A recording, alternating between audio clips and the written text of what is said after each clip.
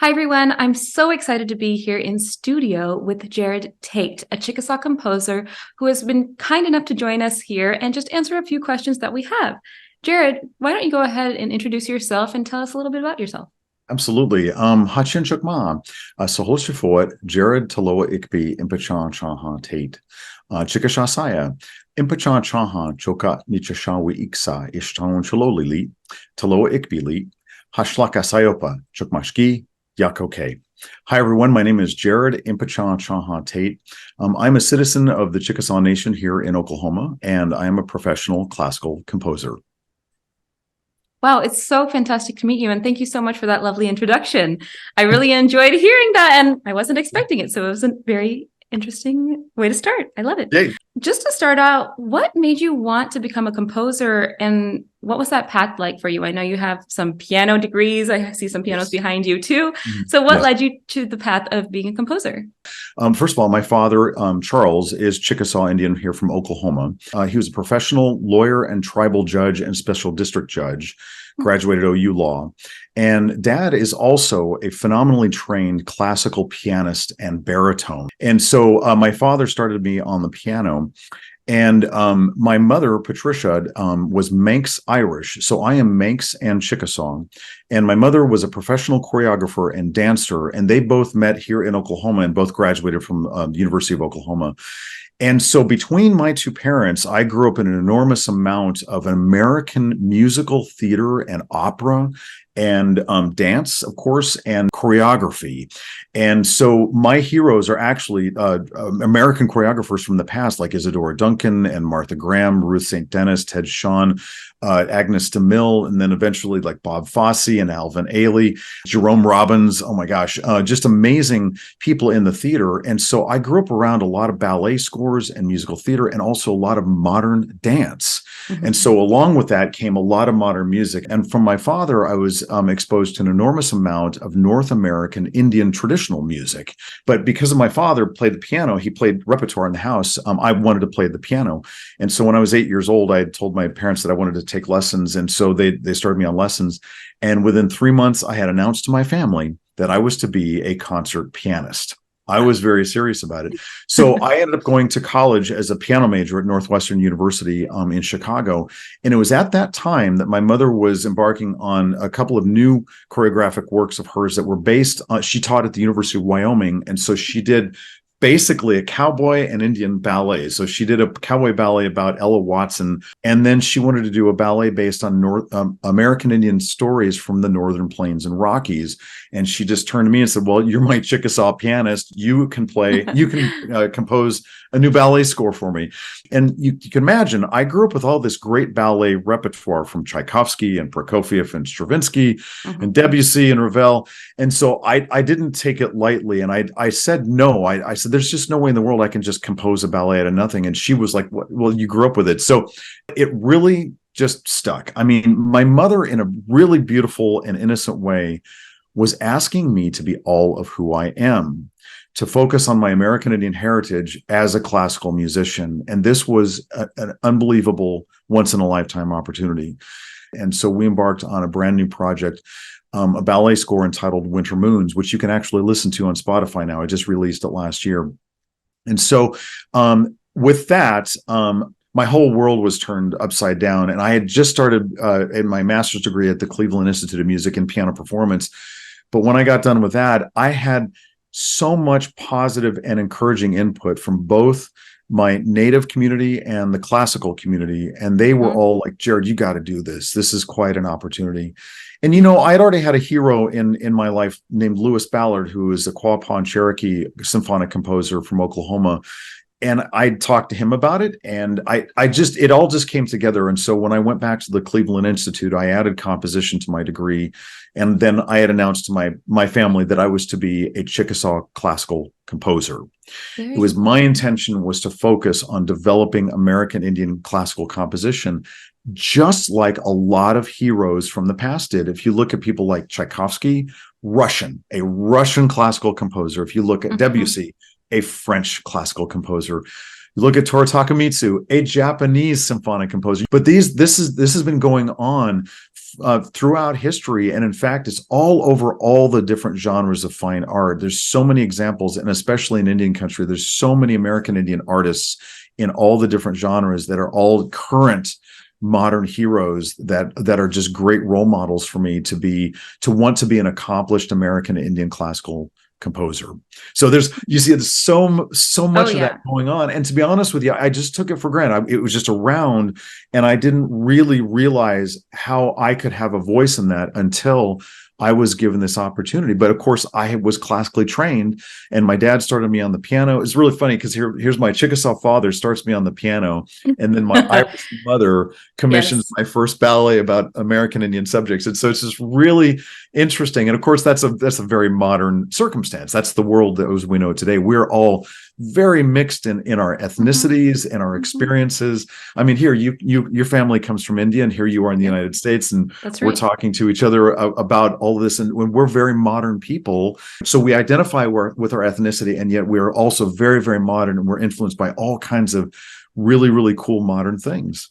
Absolutely. And what you're speaking about is really touching to me, because I'm classically trained as a violinist. I have all of my performance degrees in violin, but just like what you spoke about, my heritage is Indian. So it's been kind of challenging for me to take that aspect of my culture, and especially in like a tradition that's sort of passed down through mouth, or passed down through mimicry, or passed down through that version of teaching that's not necessarily Western notation.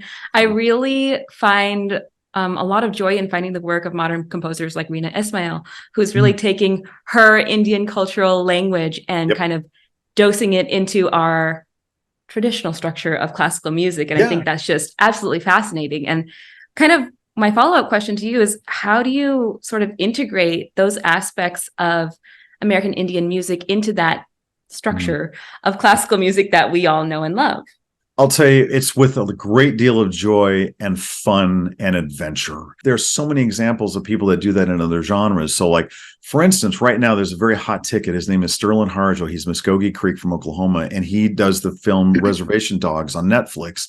Here is Sterling expressing his American Indian identity in an incredibly modern medium of film. I mean, film is not aboriginal to any culture around the world, and yet look at all of the cultures and experiences that are just saturating the film industry. It's beautiful. It's so cool, because film is a fine art that is very Western based. But the thing I love about Western fine art is that it's actually one of the most inclusive human inventions ever. And that is, it asks us, and it begs us to bring in our personal identity within a certain discipline. So if you look at other mediums like literature, our third time American poet laureate is a Muskogee Creek author named Joy Harjo. And Joy uses the medium of book and in the English language. Neither one of them are aboriginal to her people. And she uses that form of fine art and uses it to express her intimate identity as a Creek Indian person from Oklahoma, and does it. I mean, it's just unbelievable. I mean, in fact, I'm lucky enough that I've set her poetry to music, and I'm doing more commissions next year of her poetry, because Joy's poetry is just amazing to me. And it is in English, but it speaks to me as another American Indian. And so I just feel very, very drawn to her work. That's another really good example. But there's examples in all of the genres. I mean, 3,000 years ago, all of our people from our cultures were doing the same things when they were inventing, new songs or new rhythms, or in artwork, they were figuring out a different, notch that they were using around, around our shell carvings. Everybody was constantly being modern artists at that time as well. Right. So we're actually just being modern artists, just like our ancestors were.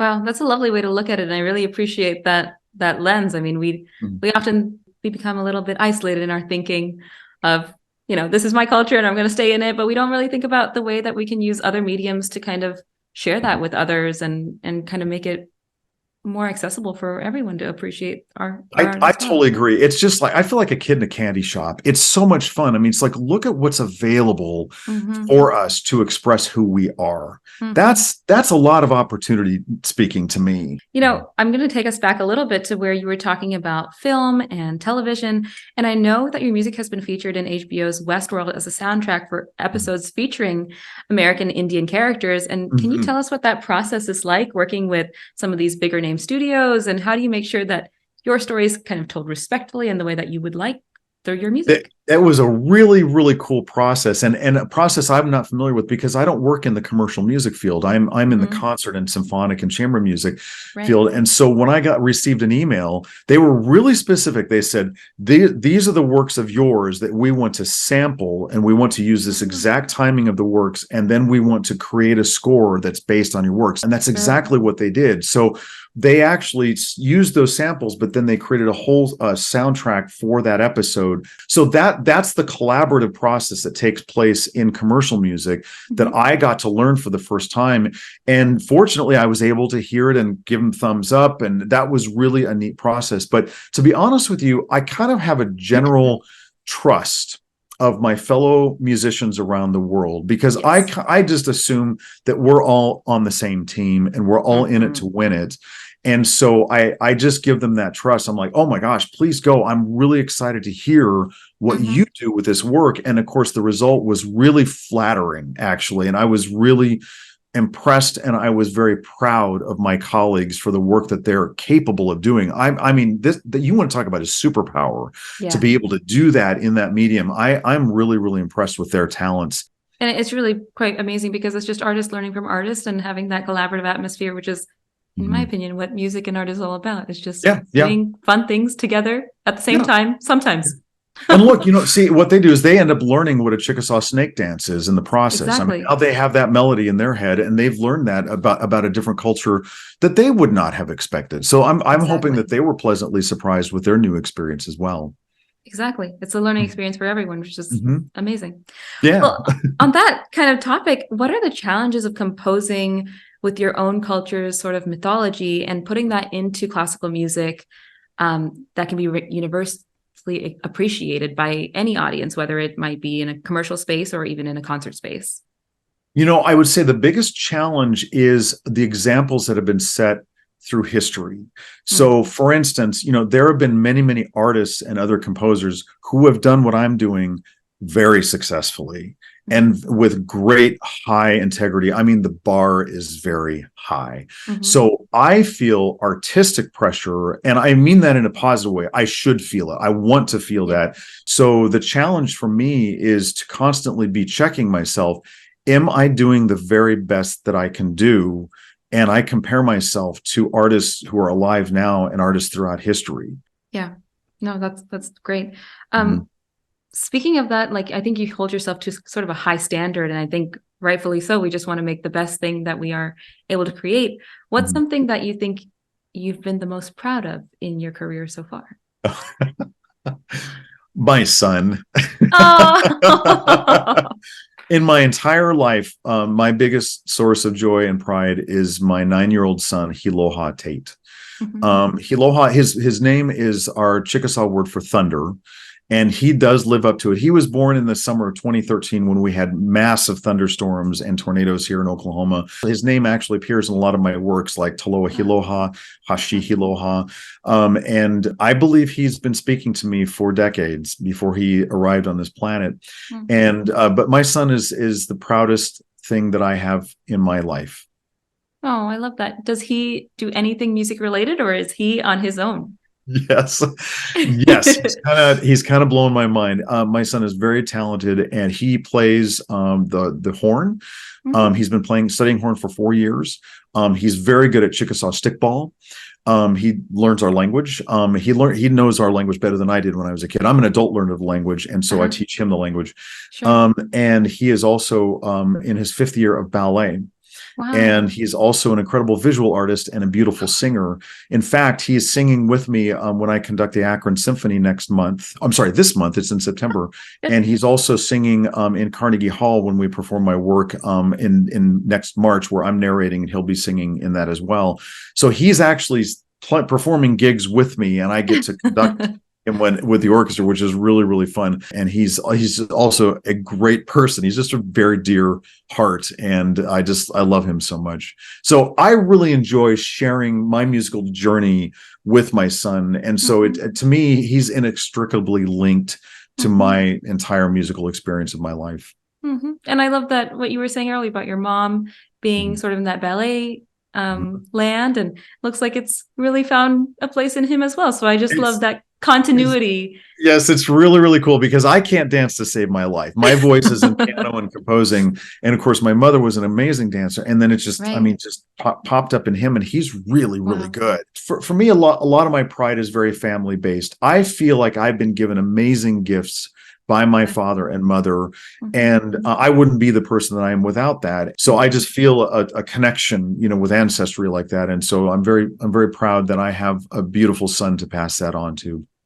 Yeah, that's amazing. You mentioned just now that you were actually going to be conducting a symphony that was going to be premiering your work. Is that something that happens often for you, or is this sort of a new experience and foray into conducting?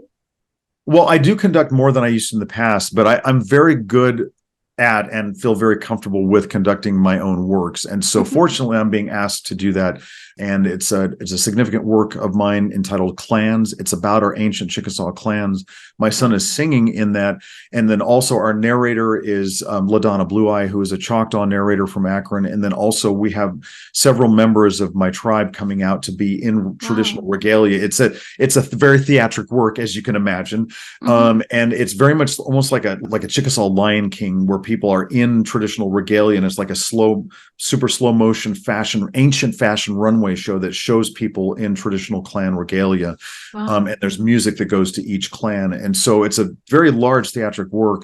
And I get to conduct that. They've been very gracious to ask me to do that.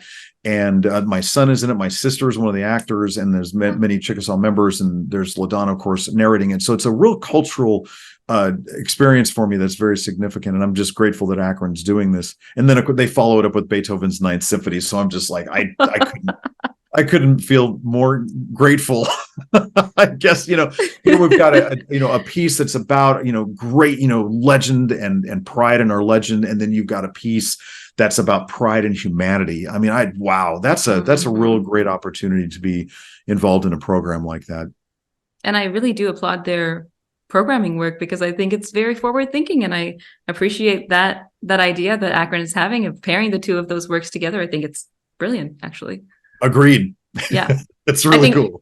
Yeah, as somebody in the field of orchestral music, that's always a hot topic. So I like to see when organizations are really doing it well. I'll tell you, my experience is actually quite positive, and I have a lot of optimism. I feel like modern musicians are modern musicians. And I mean, so I'm talking to somebody like you. I mean, we're modern people, and we're both in the classical world.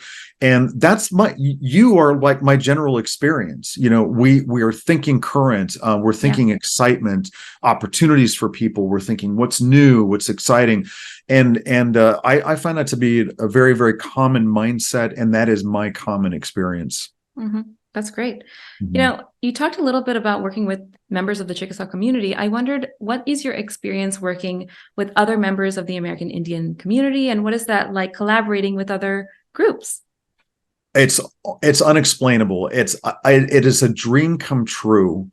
When I was 15 years old, I couldn't have imagined that I would have the opportunity to work with North American Indians in symphonic and theatric works together, and to create them for them to be in, and to collaborate with other members in Indian country like this. This is really quite an amazing time that I'm living right now. And so I love it. And I mean, everybody loves it. I mean, it's really cool to express our identity in a very theatric and global way like this. It's a neat feeling, and to be able to share that with many, many people, and to enhance their lives, and just open up their eyes to cultures that they haven't been familiar with. And so again, it's like there's so much opportunity right now with all of this that I really, really enjoy this, and I just absolutely love working with other Native colleagues. That's fantastic. Is there any sort of nuance when you guys are trying to work with your own individual traditions, or how does that process work of making sure that each community kind of gets its own spotlight, but also the collective whole as all members of the American Indian sort of diaspora? Right. That's a really good question. I try not to overthink it, and I try to follow an impulse of integrity and love. And I love my Native community very, very deeply. And I'm very, very proud that I'm a Chickasaw man. And so I try to lead with love and positivity. And I feel an opportunity and an obligation to pay homage to my Native cousins around the continent. And so with that, I go ahead and I just allow myself to trust my impulses and my spirit with that. And if I make mistakes, I look at that as an opportunity. How can I improve that? How can I fix that, or whatever it is I need to do in the moments? But I honestly I allow myself to follow my impulses of love. I love that. Wow. That's a really great kind of metaphor for life as well. So I think that's very valuable.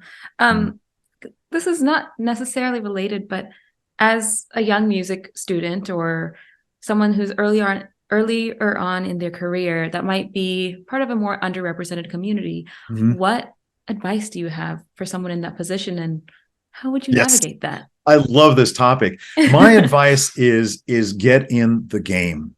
I have been really fortunate, and I've been led into opportunities. And at the end of the day, I'm the one that has to take advantage of those opportunities. And so I encourage young people to have a mindset of opportunity. So like, for instance, I'll give you a technical example in the classical world. Okay. So historically, we have a group of composers called American Indianists. These are folks who have like had a fascination with American Indian culture and have had their hand in trying pieces that were based in what they thought was American Indian tunes or stories or that kind of thing. And they're called the American Indianists because they're hobbyists. They're not American Indians, they're American Indianists. So the reason I'm making this point is because their music is out there, but that's not representative of me as a Chickasaw person. And so I have a choice. I can either sit back and feel upset, or I can be like, you know what? This is my opportunity. I'm going to run into the ring and I'm going to show the difference. You can love their music and that's fine. And now here's my opportunity to show you art from an actual American Indian. So I that's a very, very long-winded way of saying that I encourage young musicians and artists to take opportunity and to get into the ring and to be in the game. Absolutely. For someone who might not be as well versed in it, would you speak about the differences in those American Indianists' music and their hobbyists, and versus what you're composing as somebody as part of the Chickasaw community?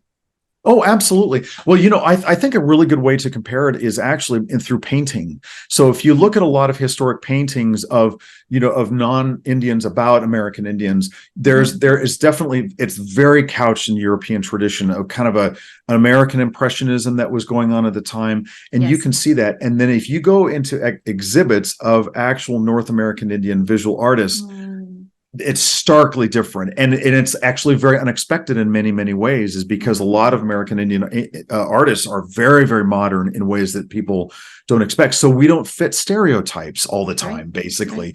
But I guess a lot of times the American Indians sound kind of predictable, actually, whereas Native artists don't sound and look predictable. And I take great pride in that, because it's like, oh, what a pleasant surprise. And so it pulls people into a different journey that they may not have been expecting. And it's yet an amazing, beautiful journey. And I love that. So I like breaking those expectations, but I would say the American Indians actually kind of reinforced a lot of those expectations, and they're very, very predictable in their sound. And I think it's very interesting too, because a lot of your work involves vocalization or call and response aspects. And I'm sure that's sort of taken from some of those Chickasaw traditions or American Indian traditions. And I'm not sure maybe if those hobbyists have the same experiences to draw upon as you do. Well, it's not possible because they didn't grow up in the culture. So they're coming from a point of observation. The call and response is a really good example. And that is, I mean, I don't hear that in Indianist composers. They're not really aware of that, intrinsically. And you're not going to know that unless you actually grow up in that culture. Absolutely. And I think it's really fantastic that you're able to sort of make this bridge between what you have been exposed to and what the rest of civilization has been exposed to, and sort of introduce us in a way that we can understand and comprehend and appreciate. So that's really quite amazing. It's a joy. It's really, really fun. Well, I just have one final question for you. What projects do you have lined up for the future? Anything exciting on the horizon that you're willing to talk about that's not under wraps? Absolutely. I'm very blessed, and I'm very excited to have these opportunities. One that's very important is next year, October 27th of 2024, we are premiering my opera Loksi Shali, which means shell shaker in Chickasaw, here in Oklahoma City with Canterbury Voices and the Oklahoma City Philharmonic. Wow. This opera is sung entirely in the Chickasaw language, and the story is one of our very important legends about how we received turtle shell shakers as our percussion instrument. So our main percussion instrument is turtle rattles, and so we have held rattles, and we also have shell bundles that are wrapped around women's legs, and they create our percussion sound in our stomp dancing. We dance around a fire in a circle, and the women create this shuffle kind of 16th note rhythm with this shimmery shaking sound, and then the men do the call and response with the community. So this is an opera about how shell shaking came to be, and it's a really beautiful story about a young girl named Loksi, which is our word for turtle. And she has an identity crisis, and she's trying to find herself. And so it's a real hero story in two acts. And she ends up going to the forest to learn all the knowledge that she needs to learn. There's lots of going to the forest and a lot of like ballet and legends. And I really like that. And it's full of all kinds of personal trials and tribulations, but it has a very, very glorious and happy ending at the end. I like happy stories. So the stories that end with, everything's good. I really love that. And so, but it's, like I said, it's sung entirely in the Chickasaw language. And we also have 4 native opera singers as leads. Wow. We have Kirsten Kunkel, who's Muskogee.